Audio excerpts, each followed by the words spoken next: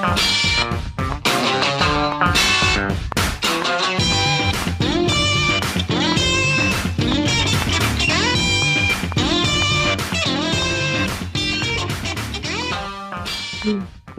folks, I get a kick out of that tune every time I hear it because it means I'm in for a treat. It's another week of the Rec Poker podcast, and you're in for a treat too. Thanks for joining us for the show. It's Monday night. It's 7:30 Eastern. We're here live on YouTube like we are every week because I've got the best freaking job in the world, if you don't know already. My name's Jim Reid. I'm Bluffsterini in the home game and at Rec Poker Jim on the hellscape we call Twitter. And we just love these conversations that we have amongst our RecCing Crew members here on the Rec Poker podcast. So I have to tell you that we're brought to you by Running Aces, the official sponsor of the Rec Poker podcast. They're located less than an hour north of the Twin Cities in the beautiful state of Minnesota. And you can find out more about them at runaces.com. Most of what we do here is free. We're a largely volunteer-based organization, so we really depend on support from our sponsors and our premium members. And if you're a regular listener, you know that you can get a lot of great benefits for joining our free community here at Rec Poker. All it takes is an email address and a smile. But if you want to take your game to the next level, I'd encourage you to come join our premium membership. You can always get your first month for only $5 by using the code RecPoker at checkout. And if $5 is too much for you, I completely understand. We want to be accessible to everyone. And so another great way to get a month of premium membership here at Rec Poker is by making a donation of any amount to your local food bank. So if you make a donation of $1 at least to your local food bank and send us the receipt, then we'll give you a free month as well. So there's lots of ways to get involved. And thanks for getting on in here. So I see we're off to a perfect start. Last week, I managed to screw up some technical stuff. John Somsky is in the booth as our producing co-host tonight, and you can find out more about him and me and everyone else here on the Rec Poker RECing Crew by going to rec.poker/crew. But you can also learn a little bit about all of our fantastic members here by just listening up, because they're about to introduce themselves alphabetically by first name for your pleasure. Jump on in there, RECing Crew members, and let our audience know who you are. So my name is Joe Coolis. You can find me at Joe Cool PhD, cool with a K, on Twitter, and Elvita 11 in the home game. I manage and run the PsyOps monthly workshop, where we talk about psychological concepts that may have an impact on your poker game, both on and off the felt. This month, we have a special guest, Dr. Craig Savage, is actually going to come on, and we're going to have he is a psychologist as well, and we're going to have some interesting conversations, I hope, concerning where we agree in terms of these psychological concepts. And he has said he's going to push back on me, so it should be a great opportunity. It'll be this Thursday at 7:30 in our normal slot. And I am John Somsky, also known as Poker Geek MN everywhere. When I am not organizing our home games, I am failing as our producing co-host, but eventually I am able to get the sound working. And that's all I've got to say. I'm Kim Kilroy. I'm Pet Vetter, Pet 33, Furry 56 in the home game, and I run a travel forum for our travel group for Rec Poker, and also a hand history review group for premium members once a month when I'm not traveling, where we go over live hands played by our members.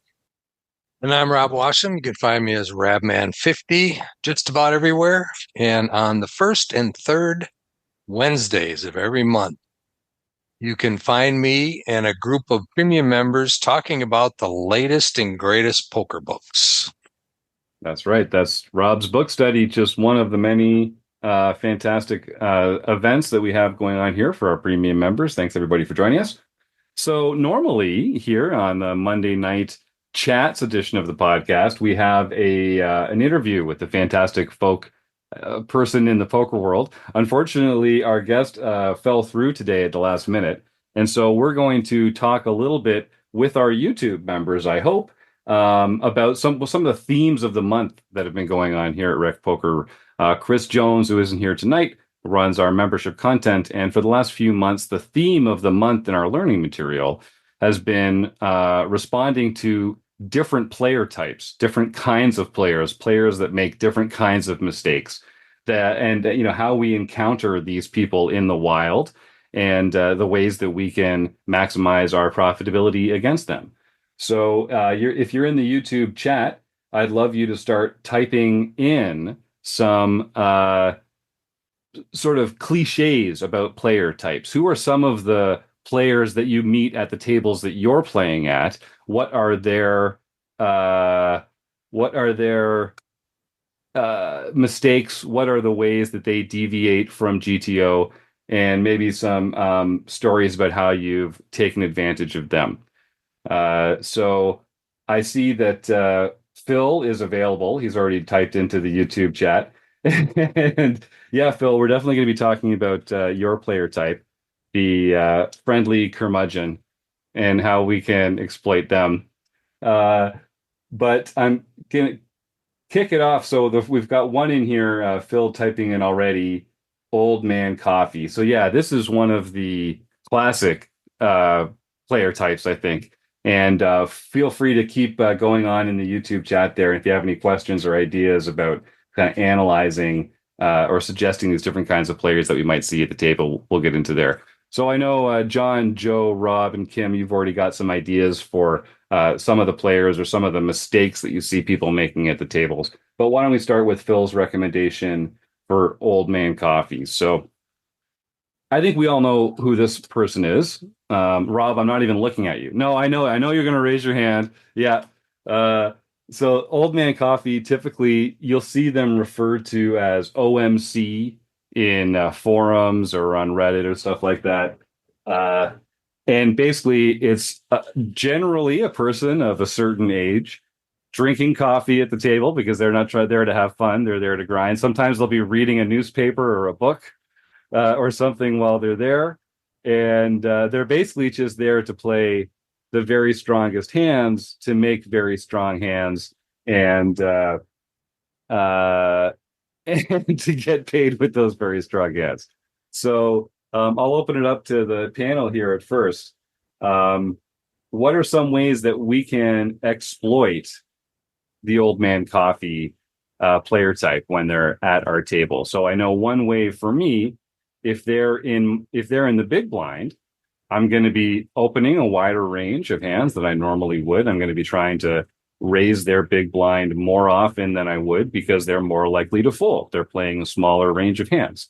So raising a wider range of hands against their big blind is going to be profitable because they're just not going to continue that often. Another way would be to set mine against them, to kind of play speculative hands when you're deep enough against these players, because they're likely to come in with very strong made hands already, big pairs. You'd love for them to make one pair hand and then for you to be able to crack that hand by making two pair or a straight or a flush or a set or something like that. Here, Joe, you unmuted there. What's on your mind? No, I didn't want to interrupt your strategy discussion. I was going to talk about more what some of the personality characteristics often of the Old Man Coffee are. But I love that. I don't want to. So I think as you were talking about it, we think about Old Man Coffee as a monolith in terms of they're ace hunting or they're just waiting for the hugest pairs and so on. And I think that's partially true, but a lot of Old Man Coffee, the reason they're Old Man Coffee and why they're there a lot and why they're there during the game is because they've come to the casino in order to substitute things that they used to do for work or in terms of socialization, right? A lot of times Old Man Coffee finds other Old Man Coffees are the ones that kind of know everybody in the casino. They're waving at everybody and saying, hey, how's it going? The dealers know them. And it's a social interaction for them. So beyond knowing to some degree that they're probably going to be tighter, right, because they're just looking for those wins and they know that if they can wait long periods of time, they're also a population that you can probably exploit by talking to them, right? So they talk to the dealers, they talk to everybody. If you come in and you see an Old Man Coffee sitting at the table and you haven't talked to them at some point, you're missing the opportunities because I find Old Man Coffee tend to show you their cards more frequently than other players because it's social, right? It's an opportunity to interact with somebody. And if you're generally friendly, people will talk to you. And this particular population, I'm not trying to overgeneralize because there's cranky ass old men coffee, as well. But for the most part, they're actually a population that I like to play with because I know I can sit down, be warm, be friendly, get them to show me some of their cards, get an idea of what ranges they're playing. And sometimes they won't even bet me if they have it. They won't bet the river because I've just been nice to them. That's an exploit, right? That is a way that you can keep some of your money and for doing nothing except for being a friendly puss at the table. So I love old men coffee when they're at the table, not just because I know what they're playing a little bit more, but because I can manage their social, what they're looking for in the game, to my advantage, to be able to gain some advantages on them. That's a great point. I hadn't even thought about that, but well said. John and then Kim. Yeah, I was just going to go into kind of like Joe did, a little bit more detail about old man coffee. And keep in mind that not all old men coffee are created equal. And just because someone fits the stereotype look doesn't mean they necessarily fit the stereotype play. But in general, they are there. They're not going to lose a lot of money. They are typically going to play fairly ABC, not going to get out of line, and they aren't going to be scared off by, if they've got a decent hand, they aren't going to be scared by bluffs. So the way I like to to exploit these players is first, like Jim said, when they have not entered the pot, raise, because if they don't have a decent hand, they aren't going to be staying in. Number two, if they tend to push back, trust them. Their bluffing frequency is very low. So if you can't beat a bluff, don't bother staying in the pot. Number three, they are not going to be pushed around when they have something good. So if you have something really good, then it's time to go to Value Town and make sure, because they will pay you off if they've got something. Now, they aren't going to pay you off with second pair, but they will pay you off with top pair, top kicker. They'll pay you off with two pair. So look for when you can have them dominated, but be very afraid of being dominated by them. So don't look to put the money in there. That's kind of my general take on things. That's a great one. I like that. Kim. Well, I agree with everything everybody said so far, but in my sort of more recent experience, I feel that old man coffee is literally and figuratively dying off. Like, I just no, I'm serious. I'm tongue in cheek, but I'm serious.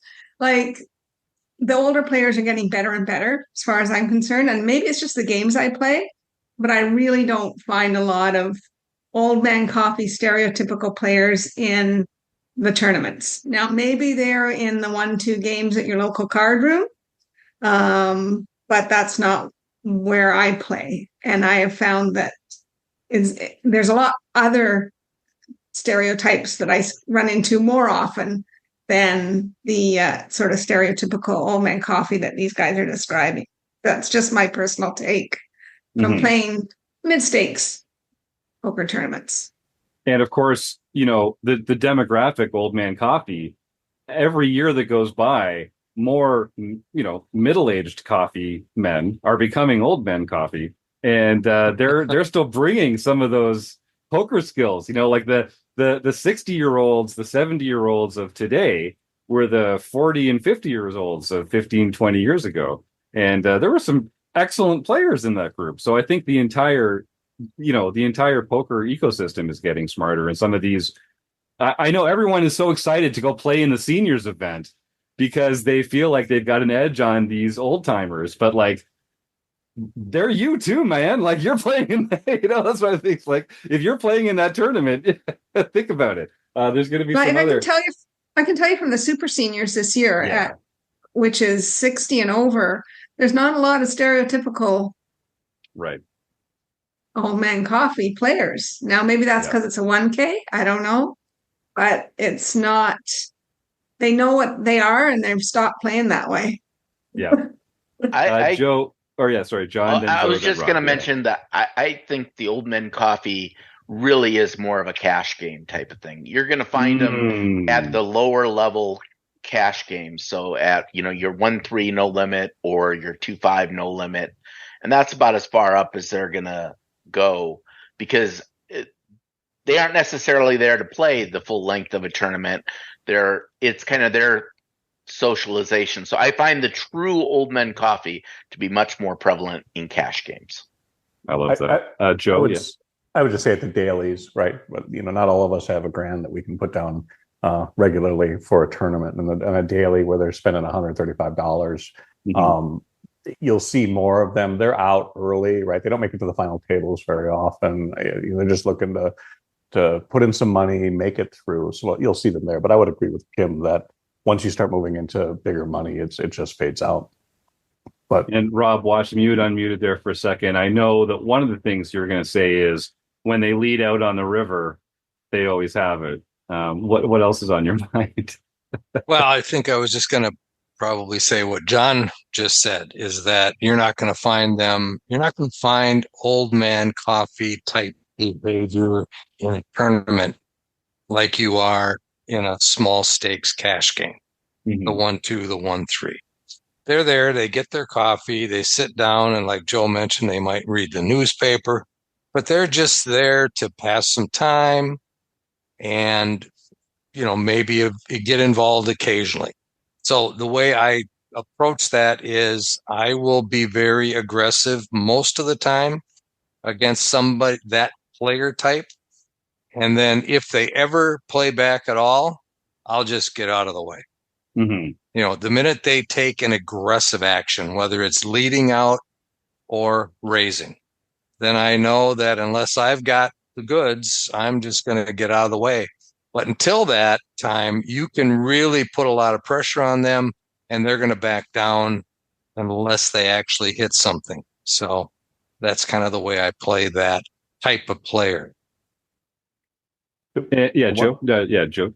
The one other thing I would say, to trail on Rob is don't worry about getting bluffed on that one time, right? Because sometimes they'll get mad and they will play. They'll do something out of character for even Old Man Coffee, and that's okay, right? Because it's going to be very hard for them to sustain that. They're not going to be able to do that as a strategy. So even if you get bluffed on that one time and they show it to you because they're tacked off that you've been aggressive, and they're just sick of it, and they take the dirty diaper and they said, I'm going to play this on you and bluff you until I'm just not going to fold. All right, so you lose one hand, right? They won't do it again though, because they're not going to be able to sustain that, because they will fall back into the same pattern that they did previously. Yeah, and we talk about that a lot. The types of players that under bluff, even if they are bluffing occasionally, they're not doing it at a high enough frequency for it to be profitable for you to be bluff catching. You should just fold and let it go. And I want to follow up on a point that Joe said earlier about whether it's an Old Man Coffee or other players that are there for the social element of it. I do think being a nice person at the table, being friendly, and being, kind, speaking to them, forming a rapport will pay huge dividends. Not only you might make a new friend, but in the actual context of a poker table, people show me hands all the time.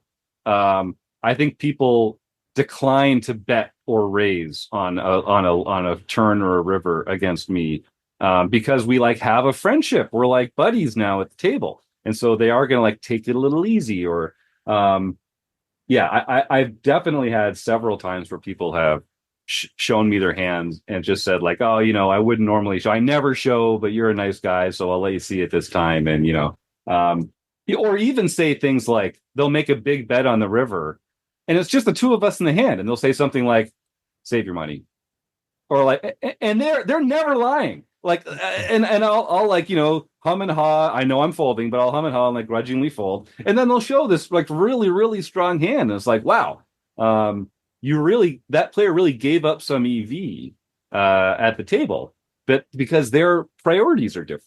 Like you nailed it, Joe. Like they're there for the fun, for that social element.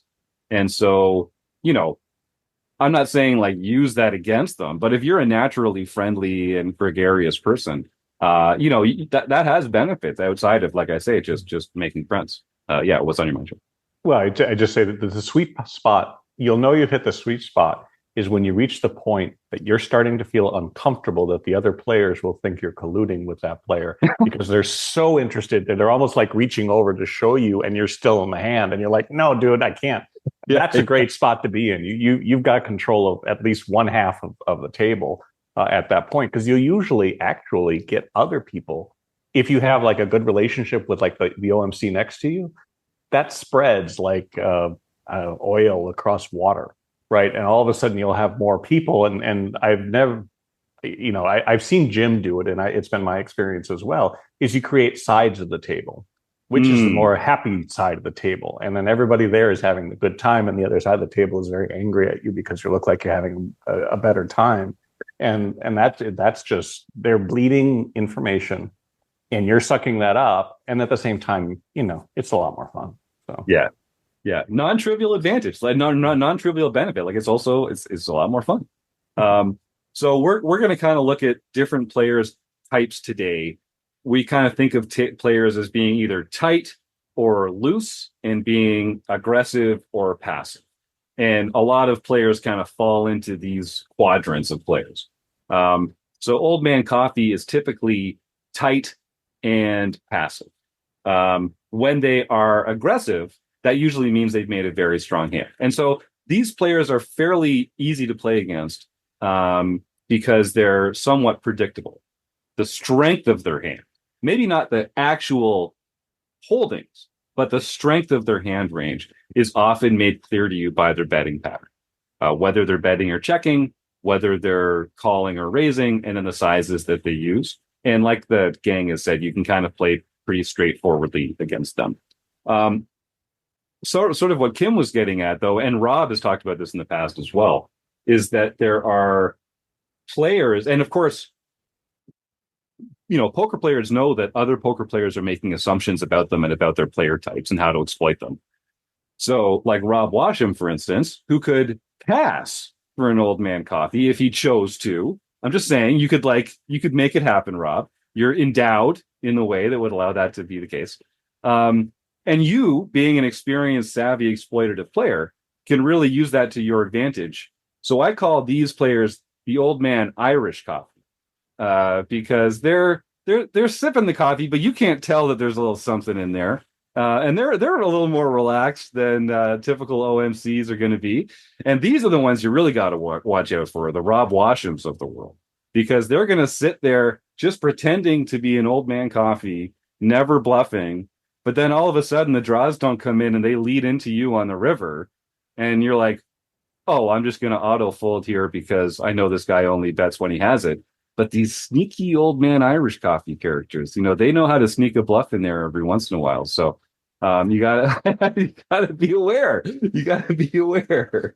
All right, I want to just run through some of the YouTube comments here that we've got. I love this active YouTube chat. Thanks to some new faces for showing up here today. So we got a comment from, let me see. I thought we saw one from, oh yeah, Phil is saying, Phil Razor saying if they bet on the river, they have it 100% of the time. Yes, agreed. Mike Day says that the bar leagues are full of Old Man Coffees. Yep, that's right. I think it is. Again, because they're like hanging out and having a good time, right? Low stakes Midwestern tournament players want to see flops with about 5 limpers per hand. Yes, that's right. And and then some of the things I'm seeing in here also have to do with more passive players, limping and calling. And I think that was Mike Day as well, talking about where was it? This is such bad podcasting right now. Oh yes, I see a lot of limp callers who play fit or fold on the flop, and usually I bet 100% of the time versus that type on the flop. So let's talk about our next player type, which is sort of the wide or loose and passive player types. So these are players that want to make hands. They play a ton of hands pre-flop. They might be called calling stations. They're the kind of players that usually have a very wide gap between their VPIP and their PFR if you're a HUD stat player. And they tend to make very passive actions, and they want to limp, they want to call, they want to see flops. And let's talk a little bit about some of the ways that we can exploit these players, because we see these players all the time in lower stake recreational fields. So these are another player type that you don't really want to bluff against, certainly not on like flops as much, because they're sticky.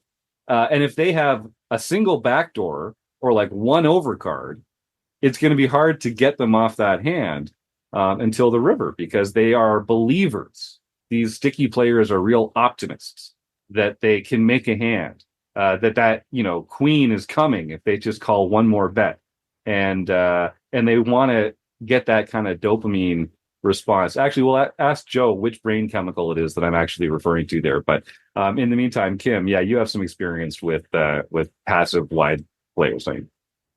Yeah, but I was going to say, does this also include the sort of ABC players, like that are just trying to see flops and see if they hit? And you said it's not worth bluffing them, but maybe it is taking a small stab for a very small amount, because they're going to just fold unless they have a backdoor or they have something. They're just going to.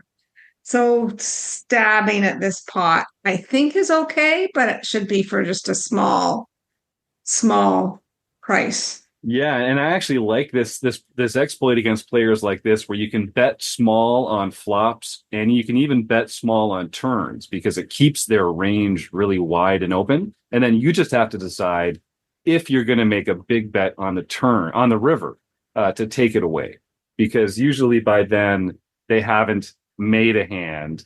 They've kind of capped their range by not raising you when you make these small bets and just calling.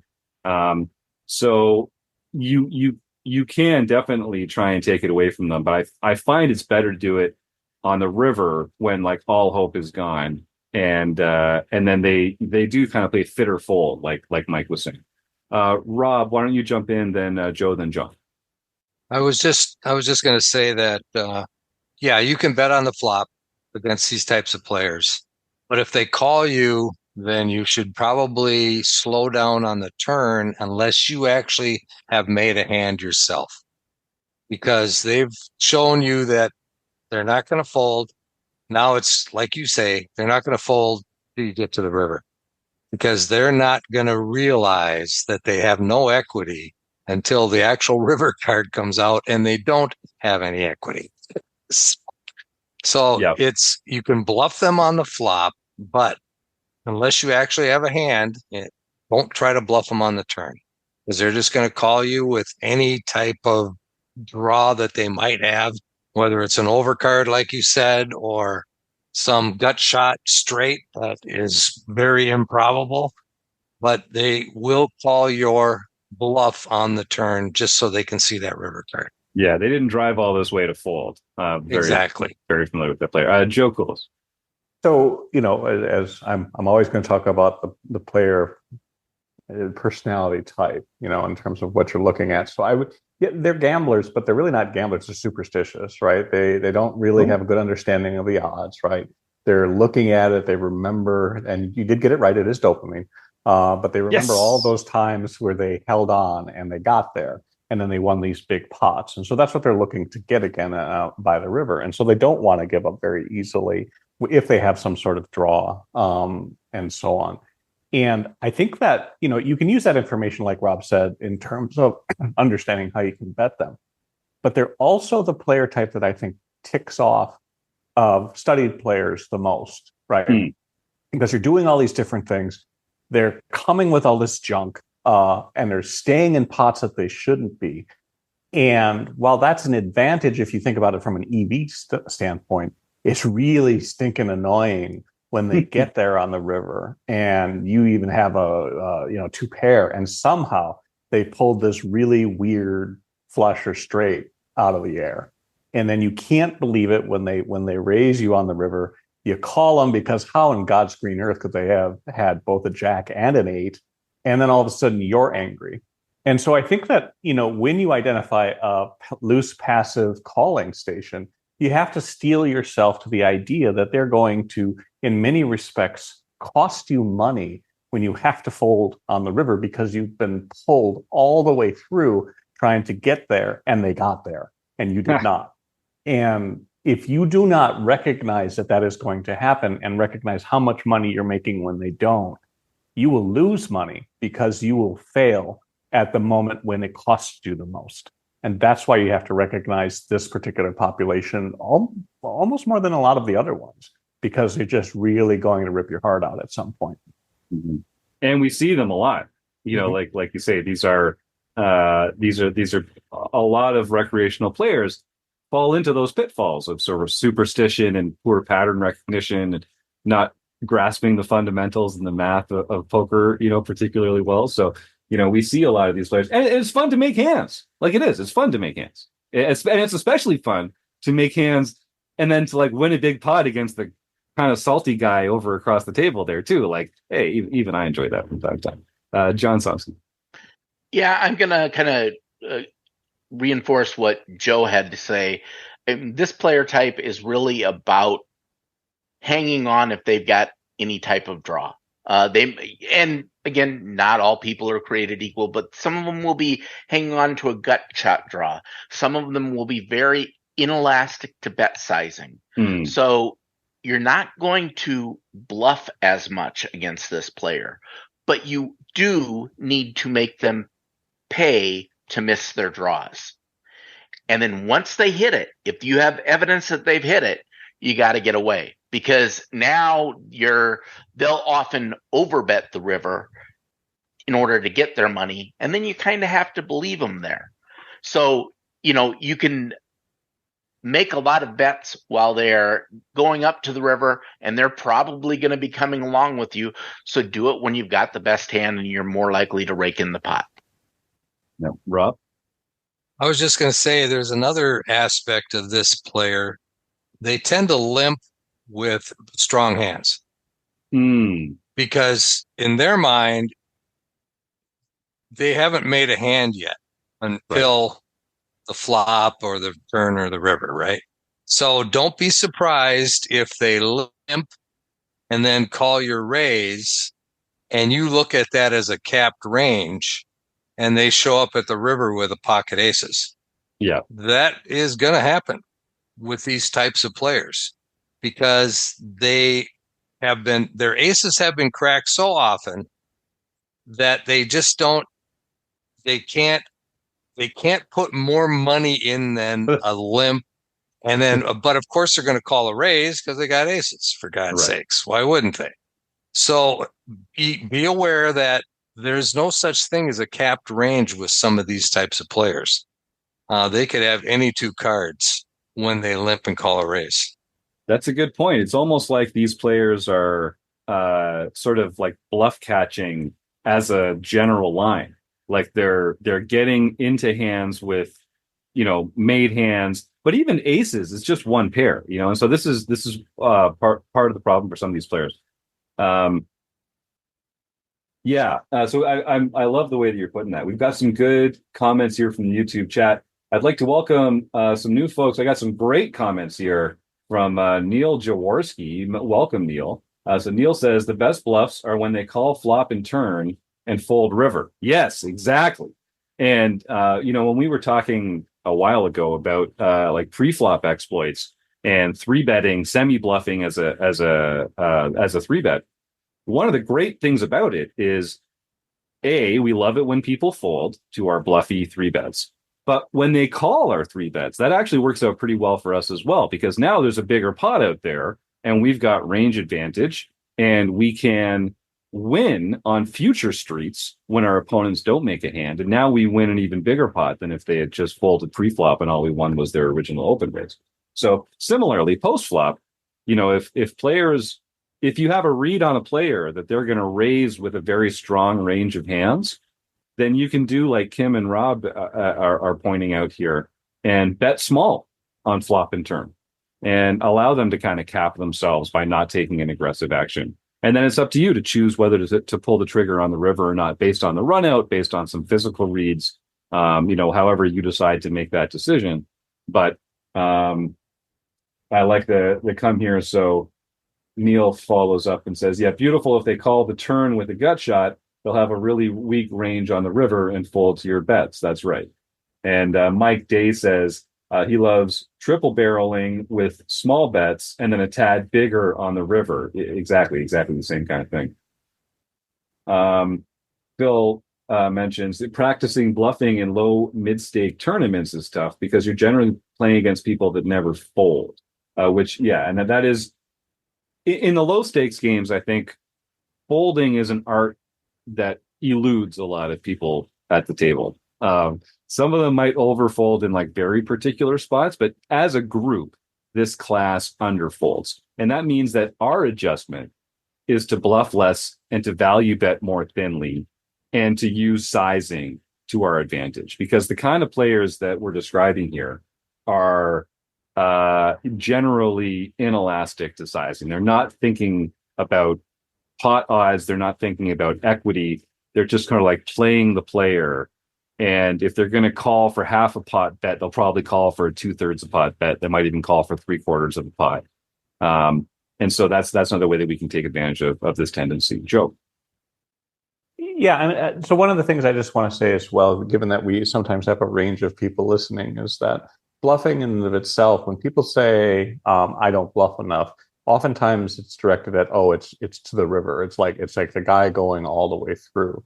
But there are ways, and I think Kim had said it at the beginning of this discussion in terms of the ABC player, is that you can bluff on two streets, but you don't have to bluff the river just because you went there, right? It's okay to give up on a bluff at any particular street. And sometimes, when you look at just that small river bluff in the beginning against particularly in the ABC population, that's a bluff. And then you can shut it down. And that's still bluffing. But it's not the kind of bluff that people think about where it's like, I went to the river and I threw all my chips in the middle and I got them to fold and I had nothing. Yep. I like that a lot.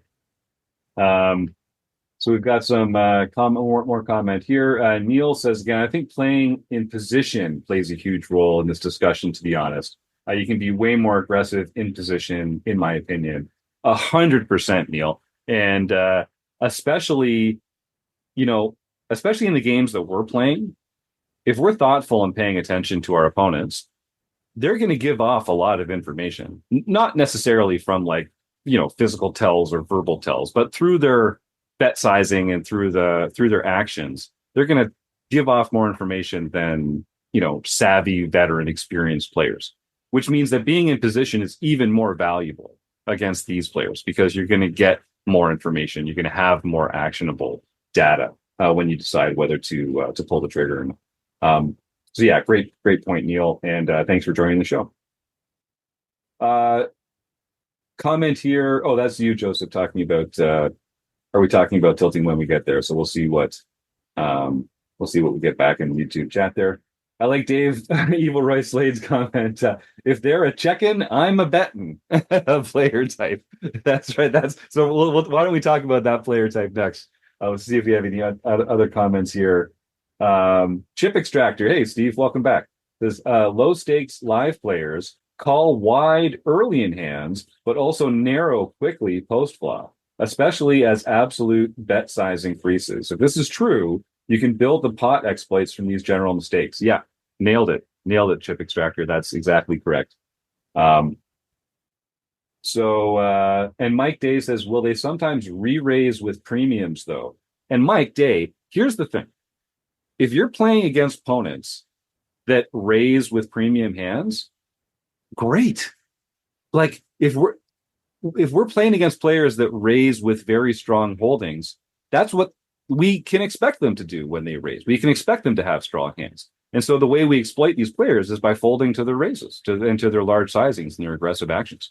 The tricky players are the ones that are going to raise not only with their premium hands, but also with a balanced range of semi-bluffs or just straight up air balls. It's those players that we have to worry about. There is this conception that oh, if they have a good hand, they're going to raise, and I'm going to have wasted a pot. I'm going to have wasted a bet earlier. I want to just wipe that right out of your brain. You can't control what part of your opponent's card distribution you're coming up against.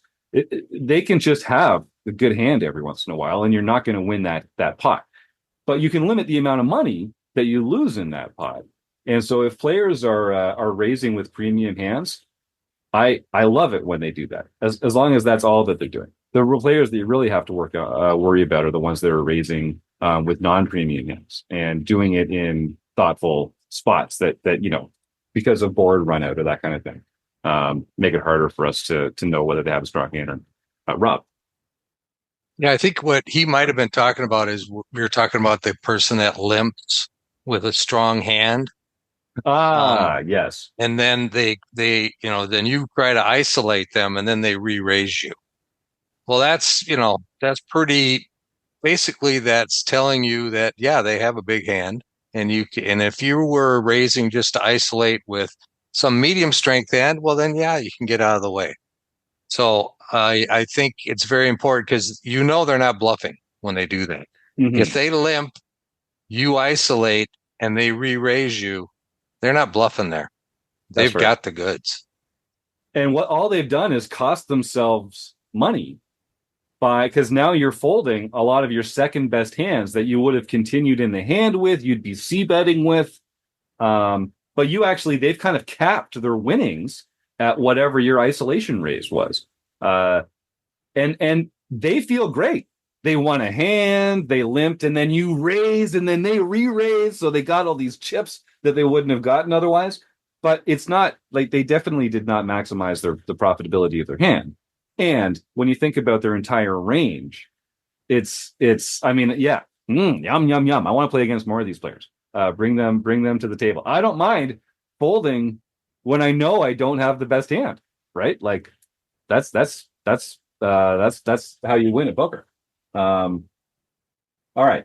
So Kim had mentioned earlier, sort of, are we talking about ABC players? I'm going to open this up to the group and to the YouTube chat, because when I think ABC player, I don't even really think necessarily about pre-flop ranges. I think more, it's just that they're playing straightforwardly post-flop.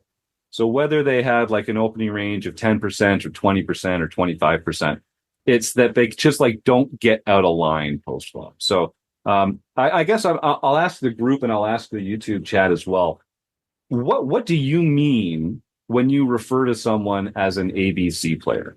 So I guess for my own definition, it would be someone who just makes sort of conventional betting lines, conventional bluffing lines, conventional sizes, and they're not original.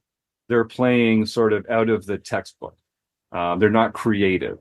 And so it doesn't mean that they're never bluffing, but they're probably just choosing like the best possible bluff spots. The semi bluffs where they actually have so much equity, it's not even clear if it's a bluff or not, like two overs and a flush draw or something like that.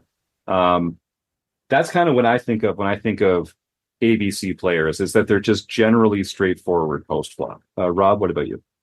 I think that's very true. I consider that, you've heard the expression fit or fold.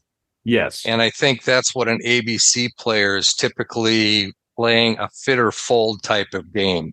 In other words, they'll get involved pre-flop with a wide range, but as soon as the flop hits, everything changes, because now it's dependent on whether they hit or not.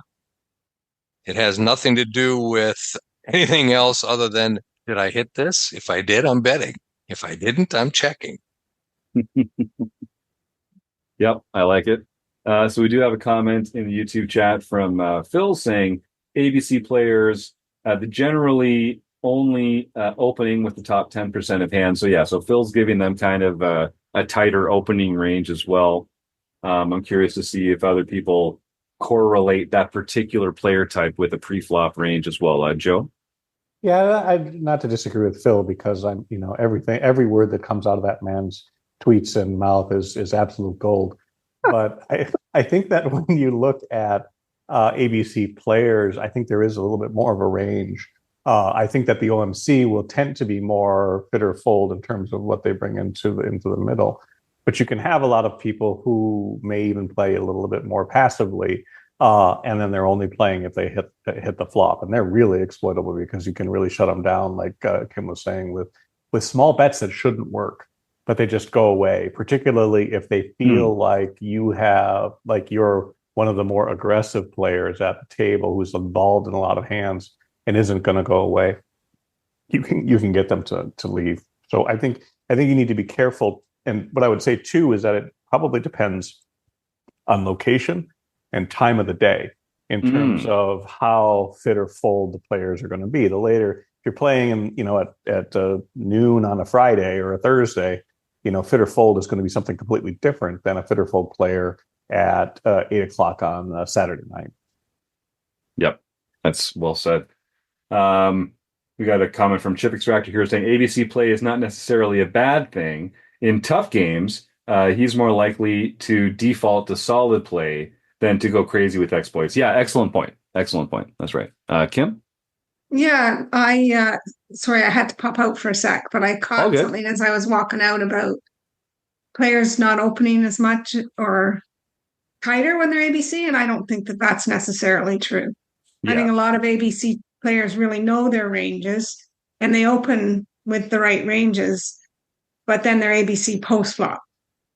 Yeah. So they may still make a C bet, whether they have it or not, but then they won't go any further if they don't have it. Or sometimes they'll just check if they don't hit anything. Like it's fit or fold post-flop. But I don't think they're necessarily all like the limp. I don't think you can put the limp. They can be aggressive players and they can also be limp callers. Yep. That are, both of them can be ABC.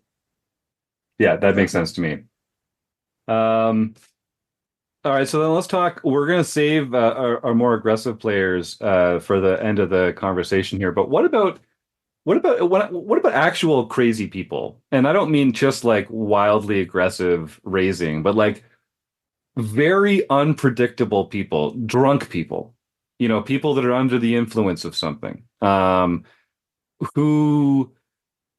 People who have like decided that they're going to have some kind of like role at the table and are acting, they're making decisions that are not based on the equity in the hand. I'm sure I must not be the only person that's encountered this type of player. Here, Joe, you unmuted. What's your sense of this? Well, honestly, I mean, I think this is the hardest player for me to play against because I know how when people come and do really unusual things at the table, I just wonder what the rest of their life is like. So I tend to not be good at taking advantage. Now, if you're more evil or cynical than I am, or see this game as more transactional, then this is a population. You just have to recognize that anything is possible. And if you were playing against a random card generator, right, you would, and you had strong hands, you'd bet them, and if you had weak hands, you'd fold, right? So that's all you need to do. That's how I play against them, because on average, you're going to win. But similar to the loose passive player who's a calling station, who's a little more controlled about it, it's a strap in, right? Get the seatbelt on, because you're going to play. If you're going to play, you're going to play a high variance. They're not going to fold. They're going to put a ton of money in, which is what you want when you have a strong range. But you're going to get blasted by some large pot, and you may not get that money back. But it's really the people that you want to play against if your goal is really to make a lot of money in poker. And I'd like to, I'll ask the panel here, and I'll also ask the YouTube chatters. If you could choose, would you rather play against the old man coffee player type, the calling station player type, or this kind of spewy maniac player type? And I mean, some of that comes down to, what style of poker do you want to play today? Because, they have various degrees of strapping in, let's say. Here, Kim, what's your thought on that? 100% against the maniac in a cash game, 100% against the limp caller in a tournament. Yep. Because and I want so let's explain to our audience a little bit. So in a cash game, Kim, you're saying you can afford to just buckle up and call down and get the chips in against light ranges because you can just reload at any time and you're not putting your tournament life on the line. And I think, Joe made a great point that a lot of you can win some huge pots against these players and you will lose some huge pots against these players if you take this line. You'll win more big pots than you'll lose because they're playing less responsibly than you are. But variance is a thing, and you don't get to control which ones are which. So it's definitely a much higher variance opponent. Kim. Yeah, tournaments are all about accumulation. So when someone's just limp and calling and we're just winning all their dead chips all the time, or a lot of the time, or a high percentage of the time, we're doing some chip accumulation. But when you're playing against these drunk maniacs in a cash game, yeah, you might get it in and good and then lose, but it's like you're down to 10 big blinds, you just take it back up to 100, and now you felt them, right? So it's a style that you can take advantage of in a cash game that you can't, or I can't really. I don't like to afford to do that in a tournament. Right. John, then Joe. Yeah.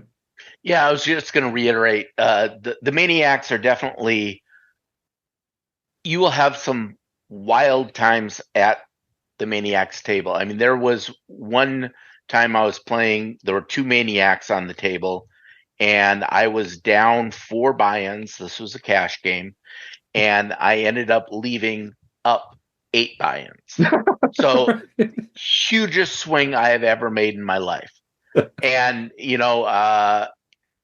and that you just have to be prepared for it. You have to make sure you're in a good mental spot for it. I mean, I think me buying in for that 4th buy-in when I was down is very questionable. May not have been well advised. Turned out okay, but you still have to pay attention to those types of things. But you can really make some big money there. Yep. Joe? I think the 2 other things that I would say about maniacs is, first and foremost, maniacs aren't watching what you're doing, right? They're generally not, if they're we haven't talked about aggressive players, but you really have to decide whether or not the alcohol and the way that they're playing is true, right? It's like, oh, I didn't look at my hands. Did they? Make sure. Right. That's very different than the true crazy person. But usually you can start to tell after a few hands. But if they are a true maniac, they're probably not paying attention to what you do. So you can be very careful. And if you really want to play the confidence game, you can look at your hand and then say, yeah, I didn't look at my hand, right? Lying is a part of poker, right? And you can be really strong. And then suddenly you're putting huge amounts of money in and you're probably pretty far ahead. So I do think that's important. But the other thing is maniacs of this type actually make most of the other players who don't want that style, right? They didn't come to throw all of their money in on the flop or against somebody that's not looking. Some players do, but there's a large swath of players who don't. And what you can do, again, if you're somewhat evil, is you can start to recruit them into a context so that you know what they have. So if you have a mid-strength hand that you're going to go to the felt for because you've got it, but then all of a sudden somebody else comes in and has been fuming the whole time, throws their money into there and says, yeah, they want to felt this guy. They're not going to bluff him, right? They're throwing in because they suddenly hit. Get the hell out of that pot, right?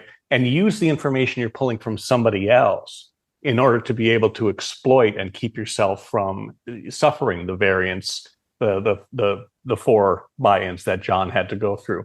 Use that information because it doesn't always have to be the target of what you're looking at where you can get some information to help you out. I love that. And also, look around the table and see who are the other thoughtful players at the table. Who are the other people at the table who are observing and modifying their own game to exploit these other player tendencies there. Because if there's a player, for instance, let's use one of these tight passive players, or one of these, let's just say we have a player who we've noticed limps and folds to raises a lot. So what's going to happen is other players at the table are going to notice, hey, this guy limps and then folds to raises a lot. They're going to say to themselves, I'm now going to start raising over their limps with more speculative hands, with more blocker hands, with weaker hands. And some of those hands are not going to be able to respond to three bets or re-raises. So you, as the savvy player, can go one level deeper and say, oh, okay, well, this player over here is limping and folding too much. This player over here has caught on to that and they're starting to isolate them more widely. That means that I can now start re-raising over that isolation raise with an even wider range of hands because their isolation raise has a lot of hands that have to fold. Just sort of like the counter of what Joe's talking about there, where the very aggressive player acts and someone else who's been biding their time, waiting for their moment to bust this maniac, now gets into the hand. You can be pretty sure that they have a very strong hand. And so I think that's a really good way to, to out level some of the other players there. You always want to be playing at a table where you're one of the best players at the table. Like that's the first key to poker. If you sit at the table and after a few orbits, you can't tell who are the people making the wide passive mistakes, who are the people making the aggressive mistakes, who are the players that are just too tight. You need to find a better table, bud, because finding out what your opponents are doing wrong and exploiting that is a very important part of poker. We always say like, oh, play your own game, and you should play your own game, but you should know where the edges of your game are and where you can deviate, where you can push those edges to exploit the mistakes that other players are making at the table. Joe? Yeah, I would just say though, what you said is pretty high level poker, right? To be able to look and know everything. And for a lot of rec players, a lot of the time, this was true for me when I started. I mean, I sat down at the table and I knew I was the worst player at the table, and I wasn't going to find any other table there where I wasn't the worst player at the table. Sure. Right? Yeah. It takes some time to kind of maneuver through that. But I think that if you start small, right? Finding one particular player type that you're going to exploit, and it makes it a little more boring. You can't play all the hands. You can't really get in there and fight against all these different types. But say you identify, a OMC, right? That's the typical, and say, well, this is the way I'm going to exploit them. Or somebody who's very loose passive, who you've made friends with, and you can exploit them throughout. If you can exploit one player, you can do more things at the table and start learning how to do all of this. Don't feel like you have to take it all on at once, because you'll be overwhelmed, and then you'll be frustrated because you didn't play four-dimensional chess at the poker table and beat players who've been doing this for longer than you. Yeah, great point. We are going to talk about sort of like tight, aggressive players in just a minute here. So, and some of like the best players out there fall into this tight, aggressive, loose, aggressive. What am I trying to say? Stereotype, cliche player type. But I want to just follow up on some other comments we've gotten in the YouTube chat here first. So Phil says he doesn't like playing against dude bros. Lifting weights at the table. That's a very particular player type. Coffee Guy says Hubie. Mike says, I like seeing more flops versus this type with hands that play very well post flop. So I think this is against our calling station player type. And that's right, because you can make very strong hands and get paid against these calling stations. So that makes a lot of sense. Stations and limp callers are the ones that Mike would prefer to play against. Phil says, I like playing against the dude bros and getting them tilted, and then I run away when they came after me with a broken beer bottle. And I was like, Phil, you don't know that they're a dude bro that's tilted just because they're coming after you with a broken beer bottle. Lots of people come after you with broken beer bottles. That's just a characteristic of your personality. Neil says, at low stakes, I personally don't think many players even notice when people limp fold. Yeah, great point. And I want to commend Neil on this one, because Rob Washam always keeps me grounded on this, because I get a little projecty sometimes. And I start thinking when I'm at the table, oh, this is what I would do in this spot. Oh, this would be a great place to make this bluff with like the ace blocker or that kind of thing. And Rob is very kind to keep me in line and just say, no, Jim, they just have it.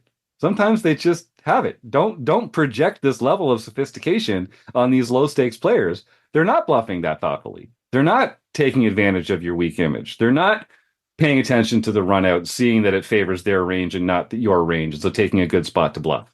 And they're just not really paying that much attention to other players' ranges and other players' actions. So we can outlevel ourselves if we kind of come in all clever and fancy with our exploits here. And it turns out all we really needed was a strong hand and a big size. That's usually the best way to win, which is what we were kind of talking about this earlier about, folding as an art at these low stakes. And bluffing is something that can get you into more trouble. You really just pedal the nuts, make strong hands, get paid with your value. That's typically the way to beat low stakes. Joe? Yeah, and I think that this is a concept I've talked with some people online, but it's this concept of diminishing returns, right? We talk a lot about studying a great deal. And when you look at most learning curves in terms of the amount of information, the amount of benefit that you receive from it, you get most of your benefit when you're learning something at the very beginning, right? Because you separate, and these very basic skills will help you to learn how to beat, how to do something at a higher rate in poker. It's how to beat more player types or to win more frequently. The further along that curve that you get, the longer you study and the more that you study, you don't actually gain as much benefit as you move along. So a lot of the very basic things that are being talked about here in terms of exploits are going to very directly and very immediately have a pretty big impact. Just don't expect that you'll continue to have that sort of impact the more that you study. And I think that's very helpful because understand that cementing these basics in terms of these exploits and even basic GTO principles will have a huge impact in terms of your game and put you in that range of 20, 15, 10%, whatever it is, of players that can make money and have a shot at being able to really win consistently. Yep.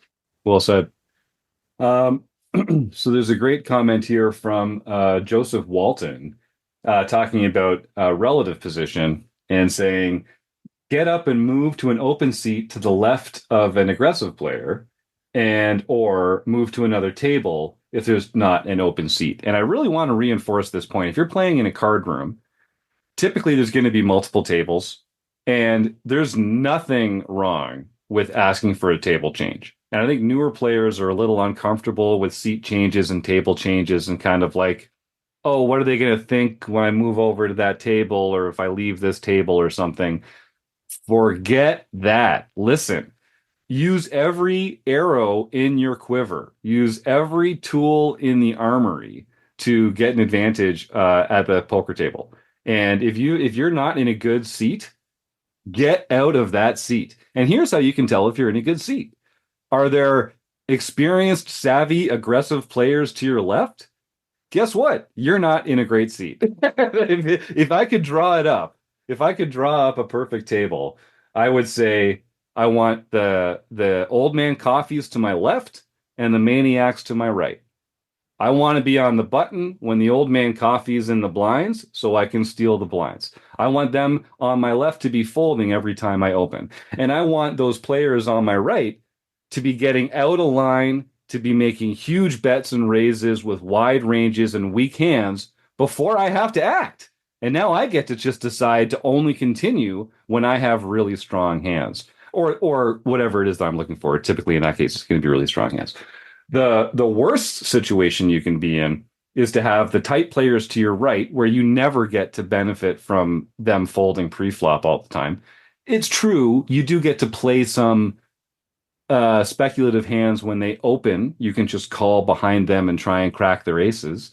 But it's much better to have them to your left. And you really just do not want that aggressive player to your left who's going to be raising over limps all the time, who's going to be three-betting your opens all the time.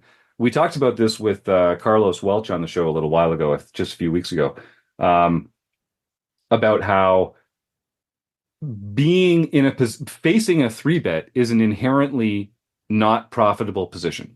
Okay, if you have Poker Tracker 4 or Hold'em Manager and you run reports, you can filter for hands where you're facing a three bet, and I guarantee you are a losing player in that spot.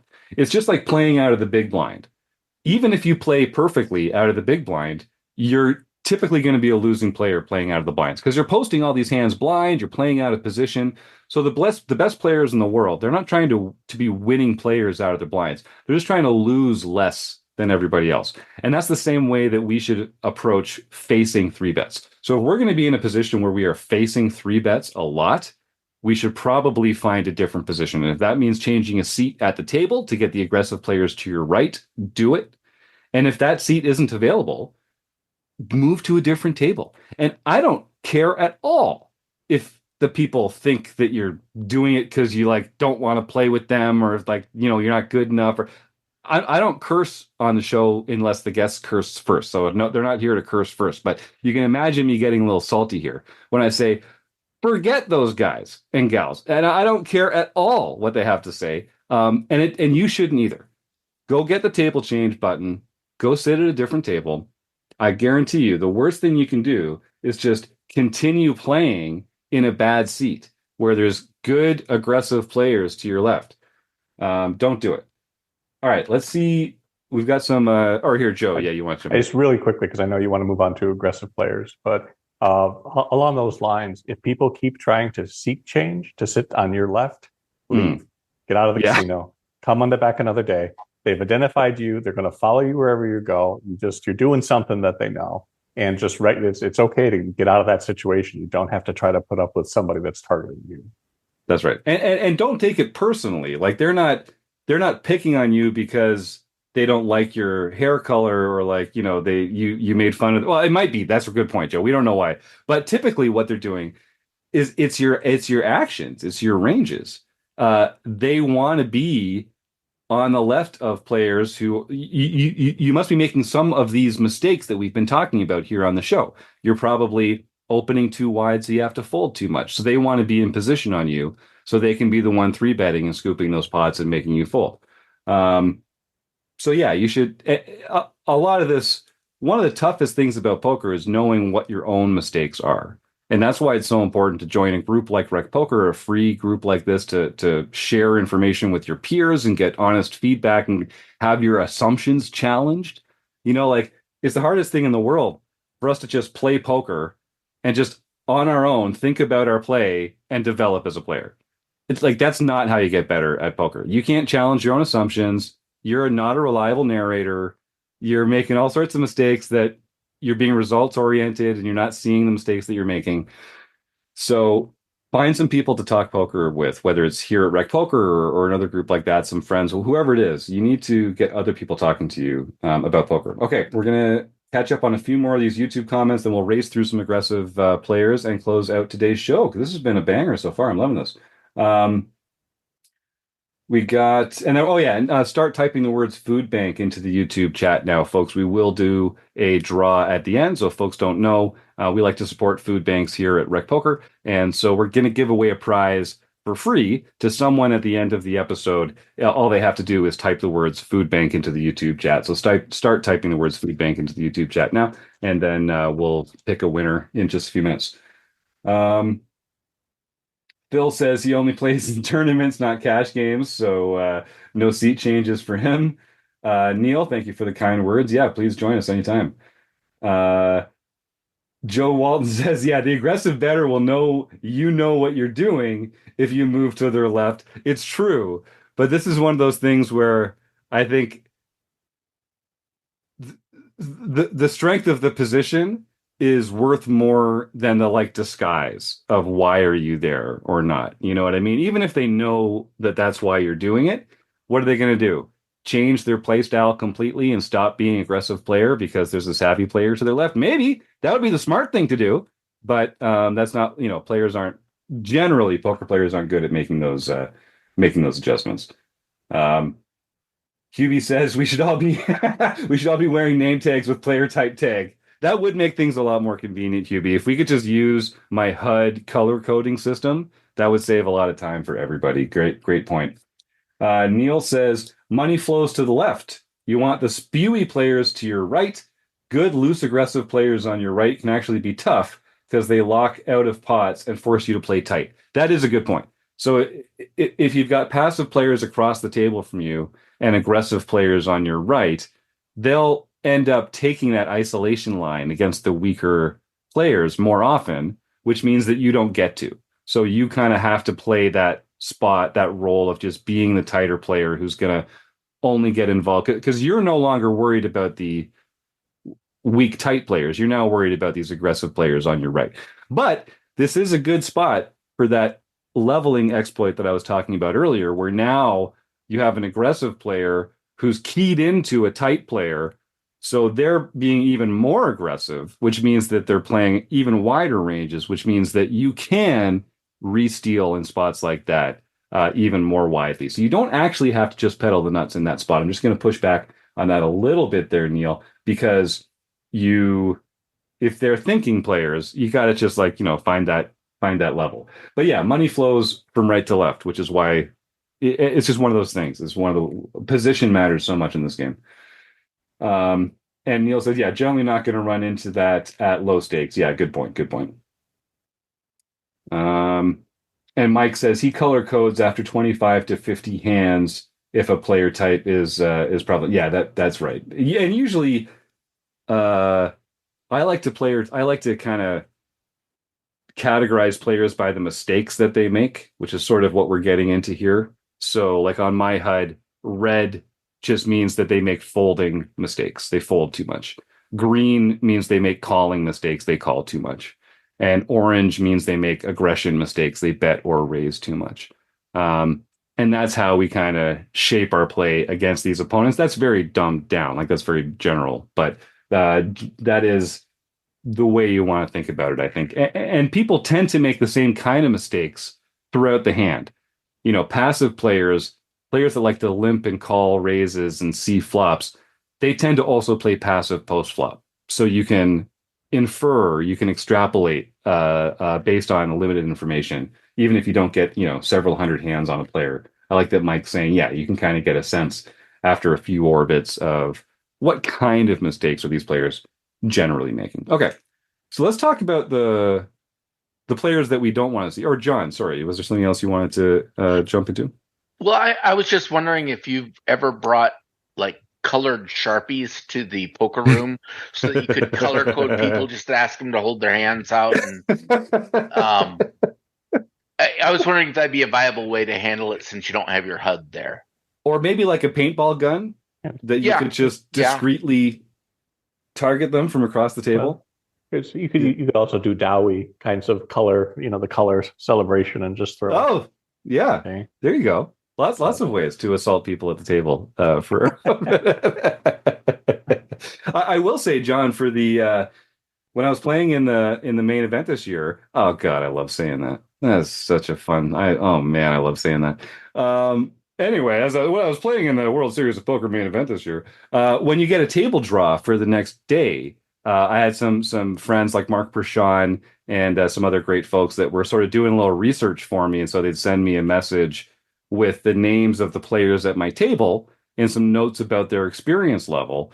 And so I had a screenshot of my phone going into every new day at the table where I had players color coded on this little screenshot between green and red based on how experienced they were, whether they were going to get out of line or not, if I could apply pressure to them, or if they were the kind of player that was going to be applying pressure to me. And it's just a little color coded, can't hurt.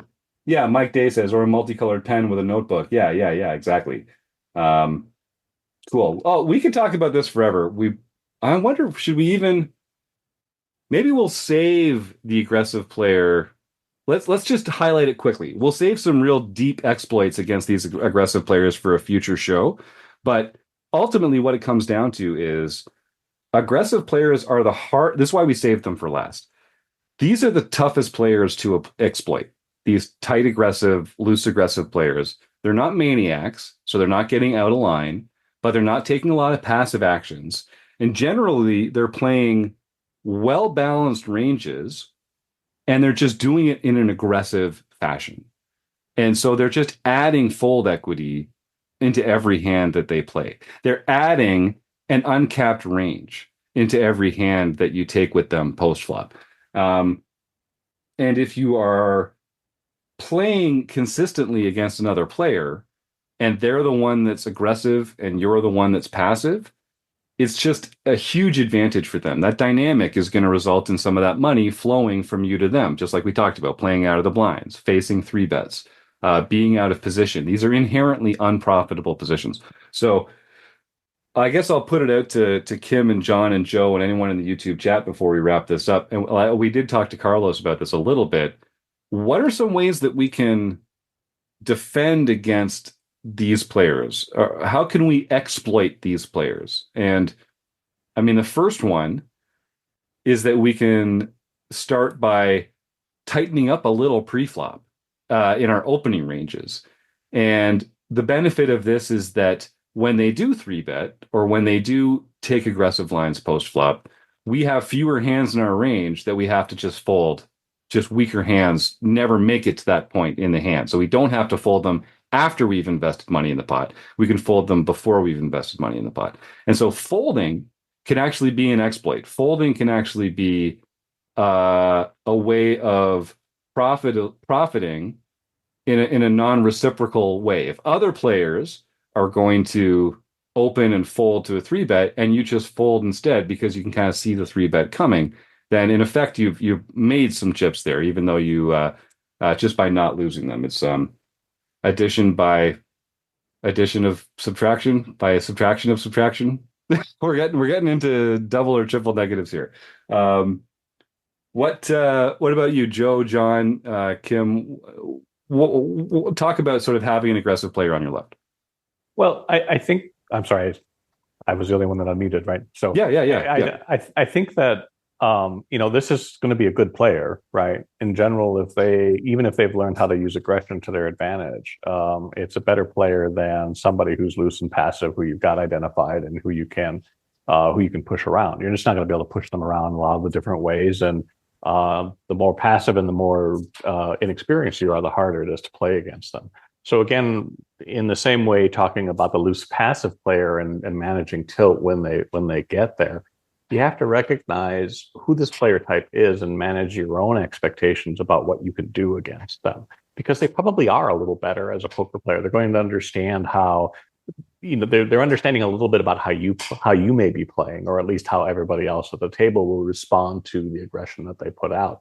And if they're really good, then it's a player you just want to avoid, right? Don't play with them. You don't have to play hands with people if you choose not to, for the most part. And not playing king jack suited on a board when there's a three bet and you know that you're going to have to bet a lot of money to push this player around, but you're going to have to get there.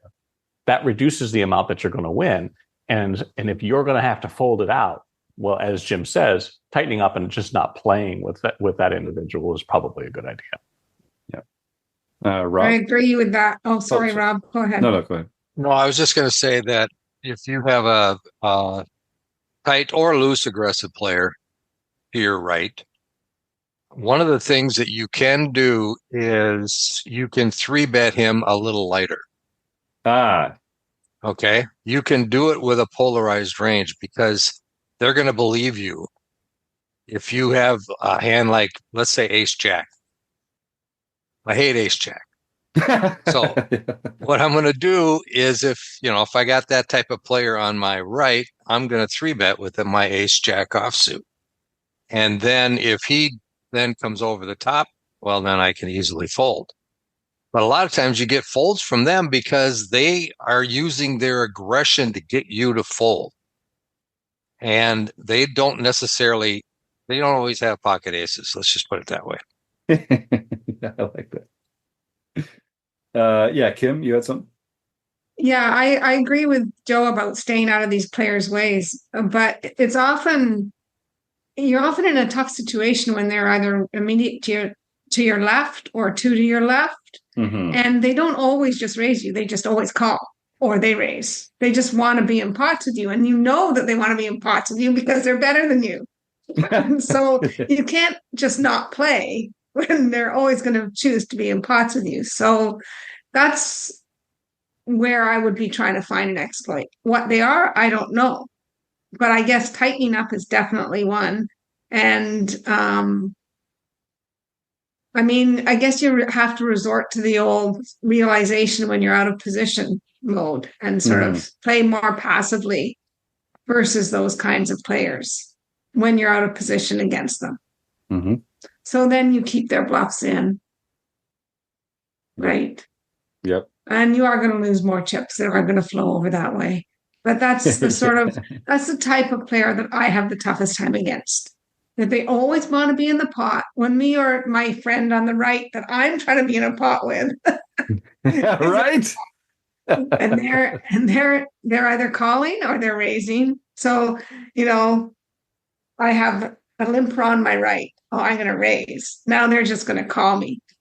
Or they may, or this person raises. Now I'm going to be in the pot with them and I'm going to call. Now they're going to raise. Like, and it's just makes your life a living hell when you have one of these players on your, or two on your left. Yeah. And you can't always avoid them.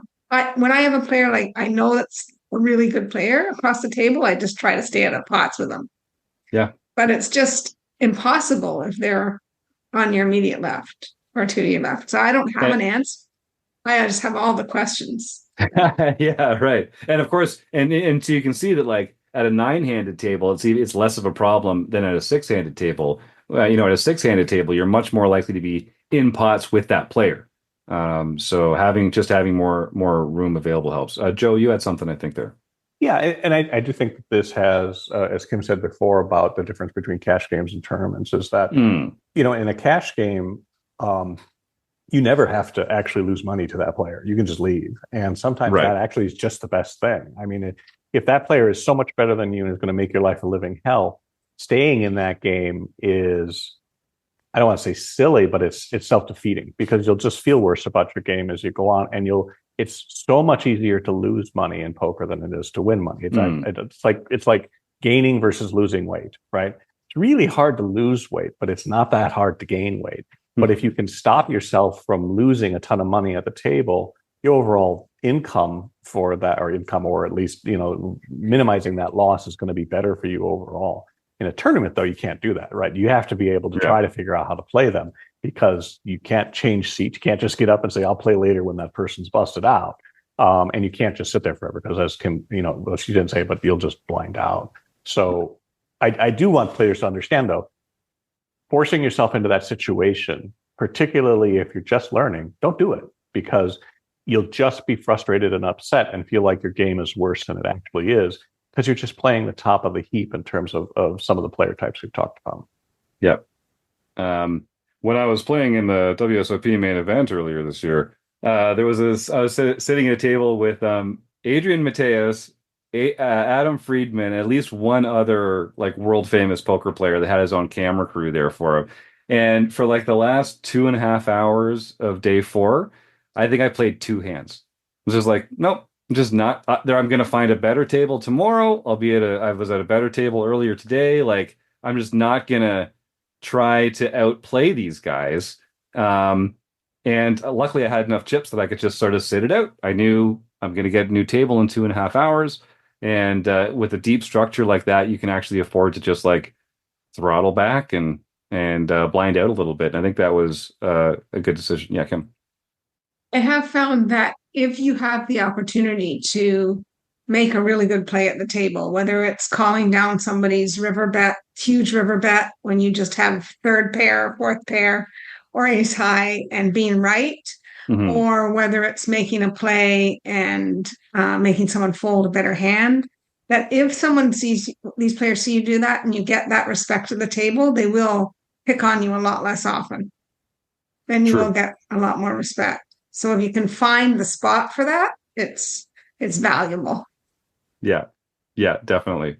So if folks we got to wrap this up shortly. I've really been enjoying this conversation. If folks want to hear more about defending against 3-bets and playing against aggressive players on your left, I'd recommend you check out our recent episode with Carlos Welch. I think it was episode 609 or 611, something like that. It was in the last few weeks.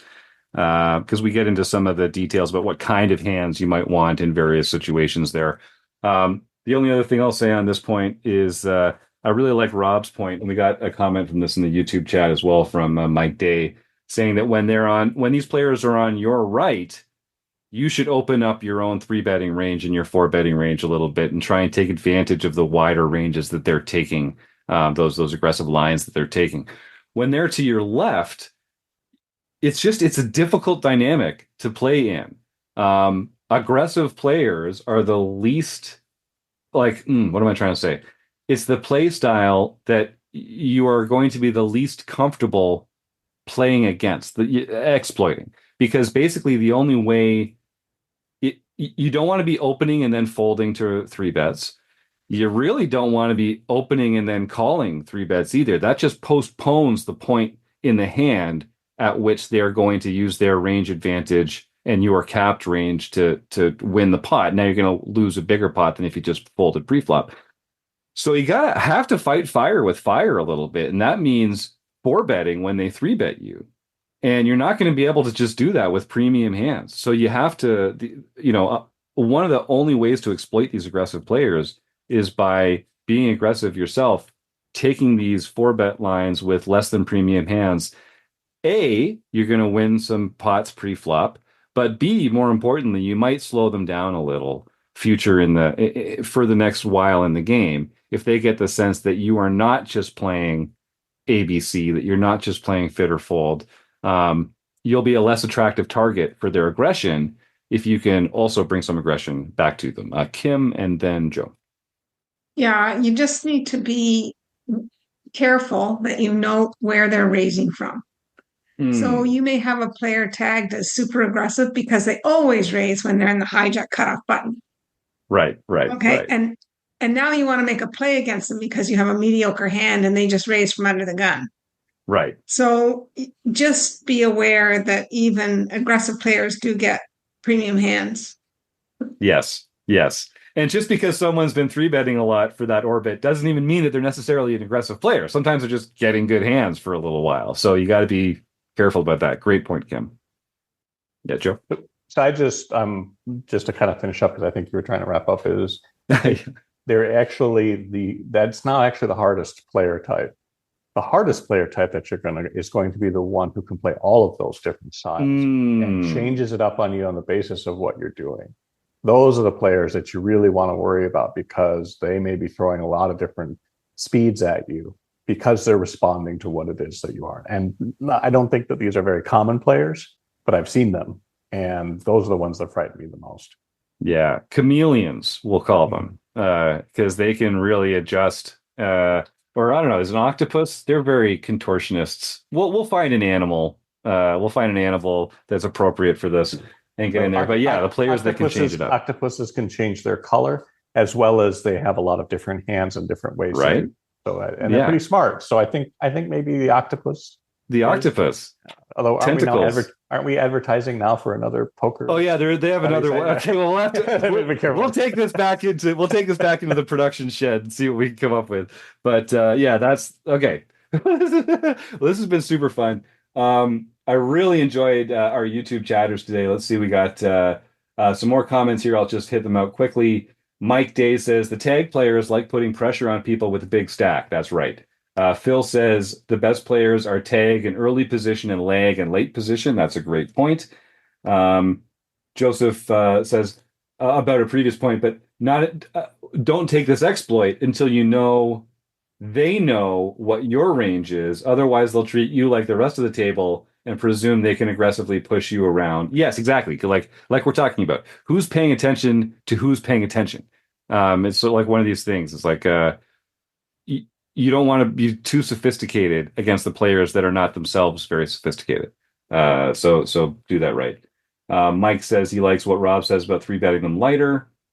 And no, Phil, I did not say hi to you, Adrian Mateos, from you, although I did say hi to him from Chris Jones. So I guess you have to take that as a personal slight. That's I have nothing else to say about that.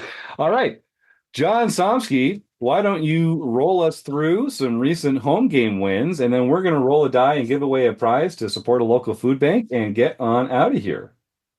All right, on August 14th, Marbles Jam won the mixed event. This is we play it the second Wednesday of every month, and we keep track of your scores for the entire year.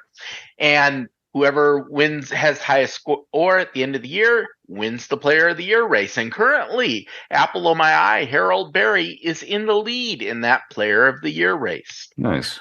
On August 12th, E. Anderson Eric 85, Eric Anderson won his second TOC victory of the year. Whoa! Way to go, Eric Anderson. Holy cow. You know, he probably should have saved one for next year because he only gets one silver pin because he won a TOC there. But that's still a very impressive feat. I know you're showing it off. I still have yet to win one. Then we have 33. Kim Kilroy won her third nightly victory of the year. Tom Binkley, Eric Jin got his second nightly victory of the year. Poker Cat 36, Naomi Pazol got her first nightly victory of the year. Way to go, Naomi. Keck Geek got his third nightly victory of the year. Benny, and that's Keck Geek Senior for those keeping track. Benny in the Jet 96 got his first nightly victory. Oslo Burger Tron Vidar Stensby got his third international victory for the year. And then Oslo Burger Tron Vidar Stensby got his fourth international victory of the year, sweeping the international events on Saturday. Amazing. And Ship and Flip Wreck, Luke O'Driscoll won the LPP event, so he can contact info@rec.poker for his free month at Learn Pro Poker. That's right. Congratulations, Luke, and to all our winners, but especially if you win on Sunday, the Play Money home games, they're free to enter. They cost nothing to play, but the prizes are real. It's not just these fancy, funky pens that you can wear, or pins that you can wear with pride, but you can also win real, cool, awesome prizes like a free month at Learn Pro Poker. So, Luke, send that email, please, to info@rec.poker, and we'll get you all set up with your prize. Just a fantastic element of our Learning with Partners program here, where you can get connected with some of the best training sites and coaches around the world. Here, Rob, you had something there, I think. Speaking of which, the Poker Forge is having a back-to-school sale. This guy says the kids are going back to school, so we should too. So his back-to-school sale, you can get your first month for only $25 and then $35 a month thereafter, which means you're saving a whole heck of a lot from even what you get with your RecPoker code. So it's an extra $13 off of that per month. So if you want to take advantage of this sale, you can go to the RecPoker website, go to resources, and then learning partners, and go to the Poker Forge, go into the sign up for it, but do not use your code RecPoker for this sale.